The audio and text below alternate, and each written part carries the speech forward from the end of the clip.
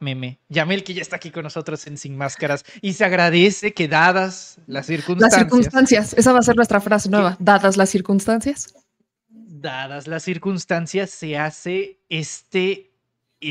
pues yo lo voy a llamar esta interlocución, ¿no? Porque en una de esas también te nos vas a Radio Fórmula con 3 horas premium, hermano. Espérate, mi próximo mensaje va a ser dadas las circunstancias y los voy a dejar en suspenso 3 semanas y ahí les aviso al mes qué es lo que pasó. Esa es la nueva estrategia. Querida meme, ¿cómo estás? ¿Cómo te va? Muy bien, y tú, Manuelito, qué gusto verte. Un abrazo a ti, a toda tu audiencia, fiel a tu espacio a esta hora, todos los días. Sí, muchas gracias. De hecho, a más de uno se le va a hacer extraño verte a esta hora, pero como siempre, como siempre Aunque no lo estamos muy crean, no soy un pendientes. vampiro, sí salgo de día. Si hay vida más allá de la No hay noche, vida más allá de la noche, claro, por supuesto que sí. está bien. Querida meme, ¿es ético dejar en suspenso a medio país con tintes de censura en cadena nacional, como lo hizo Achuchena? Ético no. Si hablamos de ética, no considero que sea ético porque tienes una responsabilidad con una audiencia, ¿no? Tienes a una audiencia que quieras o no te sigue, que confía en ti. Y hablo de la audiencia que fielmente cree en Azucena Oresti, no hablemos más allá de los que pudiéramos cuestionar o criticar el tipo de periodismo, pero sí hay una responsabilidad y hacia tu gente de decirles, oigan, yo me voy por estas circunstancias. Y creo que yo, más allá de verlo como algo falto de ética, es una mera estrategia de marketing. Así lo veo yo. Ojo, hasta este momento es una mera opinión, porque Azucena Oresti no ha tenido empacho en denunciar cuando ella considera que las cosas están mal y hasta incluso en revictimizar gente. Se acordarán del caso de Devani Escobar, de cómo ella, pues es el papá de Devani Escobar el que filtra este chat de ella queriendo tener pues esta interlocución con el fiscal y aparte diciéndole, ya sabes, o sea, ya somos como cuates, ¿no? Amigos, aquí puro friend. Entonces, Azucena no es de las personas, o al menos no se me hace una de las personas que por un tema de censura diga, me voy a quedar callada, sobre todo cuando se va a un espacio en Grupo Fórmula, un espacio que por lo que sabemos, porque hasta este momento sigue siendo pura especulación, pues es un espacio de 3 horas, es un espacio que va a competir en un horario ya muy competido, que es el de la mañana, que hasta este momento en radio, la mañana se mantienen audiencias entre Aristegui, entre Ciro Gómez Leiva y un poco, si no estoy mal, Luis Cárdenas. Son los tres que mantienen las audiencias matutinas y ahora sumas a una Azucena Oresti, obviamente se va a un esquema de competencia matutina en radio, pero cuando volteas a ver cómo escribe el tweet, te da a entender que hay censura, no te dice si sí o si no, pero insisto, yo lo veo más como una estrategia de marketing para mantener a la audiencia pues en intriga, especulación y demás, y esperar a que estrene su nuevo espacio y decir, aquí estoy, y que entonces ya caiga toda esa audiencia a su espacio de radio y jalar a todos esos números a un horario ya competido. No sería la primera vez en el medio, no solamente en el tema informativo, sino en el medio que se hay este tipo de estrategias bastante polémicas. Una muy sonada para aquellos que son súper tiktokeros o que gustan de ese tipo de contenidos fue esta estrategia de Juan de Dios Pantoja con su esposa, Kimberly Loaiza, que se inventaron una infidelidad y un divorcio. O sea, se inventaron todo un show, por eso les digo que no sea la primera vez. Se inventaron una infidelidad y un divorcio para jalar toda esa audiencia al estreno de un nuevo disco, de un nuevo sencillo. Yo sé que quizás esta audiencia no vea ese tipo de contenidos, evidentemente, pero para aquellos que sí, solo quería como tomarles que existen ese tipo de estrategias de marketing, de generar polémica, aunque sean con mentiras, para jalar a todas las audiencias y generas trending topic y estás hasta arriba en las audiencias y dices, quítense que ahí les voy y prácatela, siguiente espacio, ya tienes a toda esa audiencia. La bronca para Susana Oresti va a ser la siguiente, no es solamente jalar toda la audiencia y tenerlo quizás la primera semana. La bronca es que lo mantengas en un espacio que ya mantiene una audiencia fiel para ciertos espacios de radiodifusión. Entonces, ahí eso es lo que yo creo que entra todo este tema de ética, porque si al final vemos que sí efectivamente fue una estrategia de marketing, no solamente es una falta de ética, sino que es una falta de respeto para las miles de personas que se empezaron a solidarizar con Azucena del PRI-PAN-PRD y que lo quisieron usar para su campaña y luego, ¿qué van a hacer?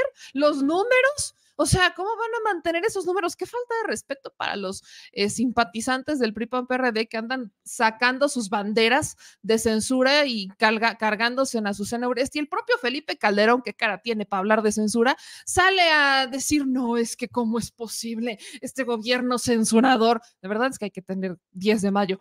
Pero cuando volteas a ver todos estos acontecimientos, yo no solo diría falta de ética, sino falta de respeto. Si es una estrategia de marketing, por todo el ruido que causó, entonces se podría catalogar como exitosa. El problema entonces es que se llevó a medio mundo, ¿no? Es que era una cosa impresionante. Hay muchos, digamos, detallitos que nos pueden inducir a que estaba bastante planeado esto, ¿no? Primero en viernes y en la noche. Pues el presidente no puede responder sábados y domingos, de hecho, a tal Pero grado sí que lo lo hacen hizo. estas giras. Ujú. Sí, sí, sí, sí. Da una respuesta inmediatamente el sábado en la mañana. A ver, que diga por qué, ¿no? De hecho, es fecha que Azucena no ha dicho de su propia cuenta que va a Fórmula, lo terminó haciendo Milenio, ¿no? E incluso es una falta de respeto para los otros conductores y periodistas de Milenio.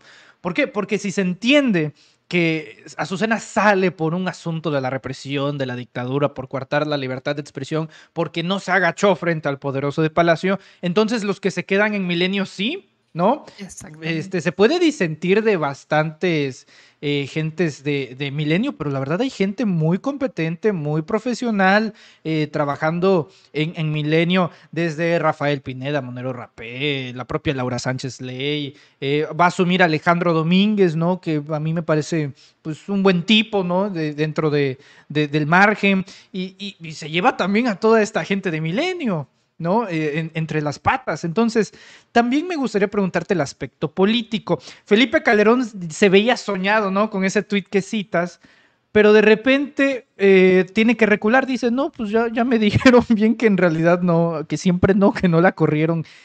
Curioso que también el comunicado de Milenio decía no decía la opinión pública, de hecho no está publicado en las redes de Milenio, era a nuestros colaboradores y amigos, ¿no? O sea, fue de dentro exclusivamente ese comunicado de Milenio. Total que Roberto Madrazo, ¿no? Una disculpa a nombre de todo el Sí, estado tu de Tabasco. paisano, ya iba a sacar a tu paisano, qué bueno que lo mencionaste tú y no yo. O sea, sí, la vida da y la vida quita, la vida te da a Andrés Manuel, pero también te da a Madrazo, entonces tiene que dar, ahí funciona en equilibrio. El día de hoy Madrazo escribe, tempranito. Esta es la lista de todos los comunicadores que han sido censurados. Obviamente inicia por Azucena Oresti, pero de repente te saca unos que dices, ah, caray, Ricardo Alemán, Rocha, Carlos Marín, Carlos Alasraqui, Sergio Sarmiento, Pablo Iriart, Jesús Martín, Adela Micha, Ángel Verdugo, Broso, o sea, Víctor Trujillo, Loret, Javier Solórzano. Y si uno ve esa lista, para empezar, la mitad perdieron sus espacios en la época de Enrique Peña Nieto, no con Andrés Manuel Broso, perdón, Broso no perdió el programa del Mañanero en Televisa, en esta administración, fue en el otro.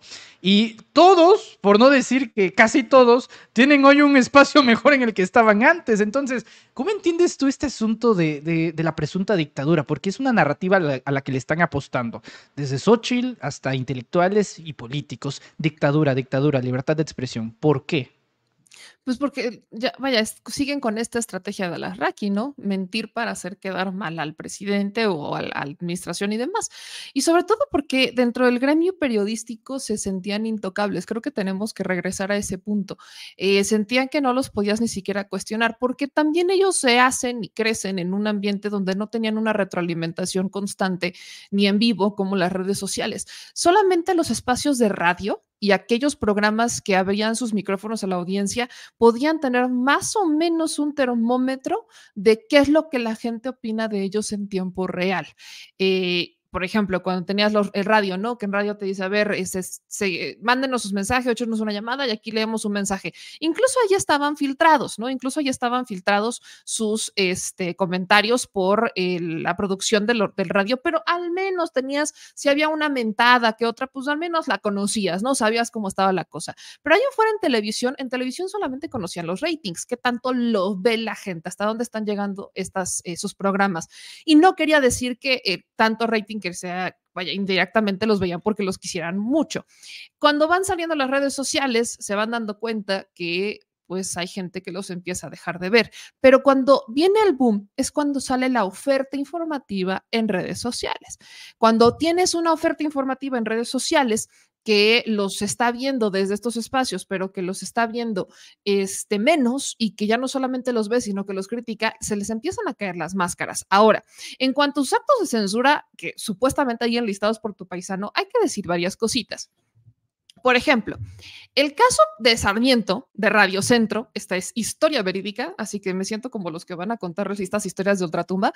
Historia verídica. Sergio Sarmiento salió de Grupo Radio Centro por un tema de recorte previo al lanzamiento de la octava, porque el señor ganaba, miren, hijos, casi 1 millón ganaba Sarmiento en Radio Centro. Cuando empiezan a hacer la transición hacia la octava, pues necesitaban redistribuir los recursos para crear la octava, el canal de televisión, y ahí Sarmiento, pues evidentemente no quiso su ajuste, pues no se quiso aplacar al ajuste y dijo, esta es historia verídica, no nos la cuentan, no nos la cuentan. Esta es historia verídica y tengo al precursor, a uno de los que estuvo en esas tejes y manejes junto a mí. Así que sí, podemos decirlo. El caso de Broso también se las puedo contar de historia verídica súper cierta, porque Broso y yo trabajamos en la misma cadena un par de meses, que fue Acústica, Televisión y Radio.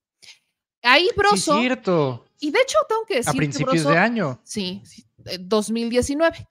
Todo 2019, de hecho, compartimos en la misma estación. Hasta que, de hecho, Broso, no es cierto, fue 2018, me corrijo, fue 2018 cuando trabajamos en el mismo espacio, todo 2018, y él ya sale para 2019. Pero si hacemos un pequeño paréntesis en la historia de Broso, siempre ha tenido broncas. Si no era con Televisa, era con Azteca. Siempre ha tenido broncas, Broso, toda la vida su programa ha tenido broncas. El que a mí me consta es el de Acústica. Broso cobraba 600, casi 700,000 pesos al mes, casi 700,000 pesos al mes. Ya no era redituable, y eso estoy hablando para Acústica, Televisión y Radio. Ya no, o sea, obviamente con el recorte que reciben muchos de estos medios de comunicación, que ya no les daban los miles de millones que les daba el gobierno federal antes, tuvieron que hacer sus propios ajustes. Y todo siempre se resumió a dinero. El propio caso de Loret de Mola, que Loret de Mola, se acordarán que también hubo un cambio en su programa de En la Mañana de Televisa. Hubo un tema de ajuste presupuestario y no quisieron ellos adaptarse a un recorte o a que hubiera una modificación en sus contratos. O sea, estamos hablando que al menos Loret, Sarmiento y Broso no se quisieron acoplar a nuevas condiciones porque así no les convenía a sus intereses. Eso no puedes decir que sea censura. Perdón, o sea, con todo respeto, pero al menos esos 3 casos no podemos decir que sea censura. Ahora, si nos vamos por ejemplo, a otros espacios donde no los hayamos visto, bueno, creo que lo único que dejamos de ver y escuchar un poco fue a Ricardo Alemán. Pero así que digan, uy, ¿cuántas personas quisieran a Ricardo Alemán y tuviera un gran club de fans, Ricardo Alemán? Pues nadie. ¿Qué es lo que pasa con esto? Cuando hay cambios presupuestales, cuando ellos ya todo se resume a centavos y pesos, lo único que tienes que voltear a ver es si eso lo puedes contemplar como una censura, porque yo lo sigo viendo y yo lo sigo escuchando. El propio caso de Azucena Oresti se va de un espacio a otro espacio. ¿Quieren hablar de censura? Hablemos de Gutiérrez Vivó.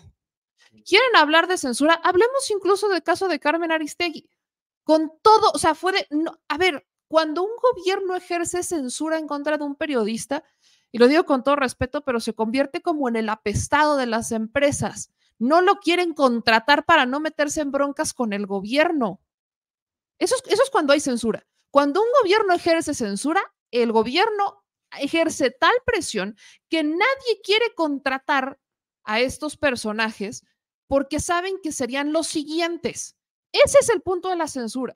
¿Qué es lo que ha pasado cuando tenemos personajes periodistas que han sido censurados? Pues simplemente se van a otros espacios o se van del país. Se terminan yendo de México y desde el extranjero denuncian censura. Como Olga Warnat. Como la propia, háblenme de censura Olga Warnat. Ella no pudo publicar un libro en la administración de Calderón Fue amenazado, incluso su vida estuvo en peligro y es hasta la administración de Andrés Manuel que puede publicar el libro. O sea, cuando quieren hablar de censura, claro que hay ejemplos de censura en el país, pero no se han dado en esta administración. Tal es el que lo seguimos viendo y lo seguimos escuchando. Todo se resume a pesos y centavos. Querida Meme, como siempre, yo te agradezco mucho tu tiempo, presencia y análisis para hablar de estos temas. La verdad, pesa bastante que lo digas tú, porque entre otras cosas, tú lo sabes, te consideramos una referente, una de las que empezó a pavimentar los caminos, que ahora muchos caminan. Tal vez para cerrar, preguntarte qué crees que es lo que vaya a pasar con nosotros, ¿no? Con el gremio. ¿No? ¿Qué va a pasar en Me esta gustaría escuchar. transición? Sí, sí, sí, pero del periodismo que se ejerce en redes sociales, porque muchos, y es un ejercicio interesante que he visto, pues si Azucena no hubiera tenido a Fórmula y en el supuesto que Milenio la hubiera dicho bye bye, pues Azucena sí que se queda sin plataforma, ¿no?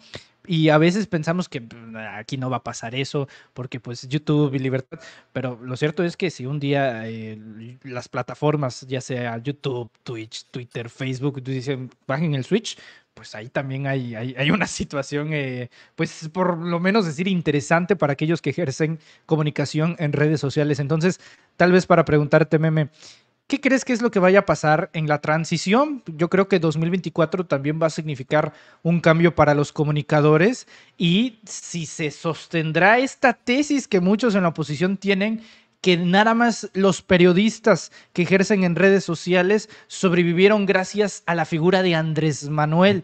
Pues vamos a ver, ¿qué opinas tú? Pues creo que será tiempo de definiciones, porque por supuesto que hay canales que solamente surgieron en esta administración por Andrés Manuel. Yo no voy a decir que no, claro que hubo canales. Hay canales de los que ni siquiera sabes quién es la persona que está detrás de la cuenta, pero que lo único que hace es crecer a raíz de lo que publica o hace el presidente Andrés Manuel López Obrador.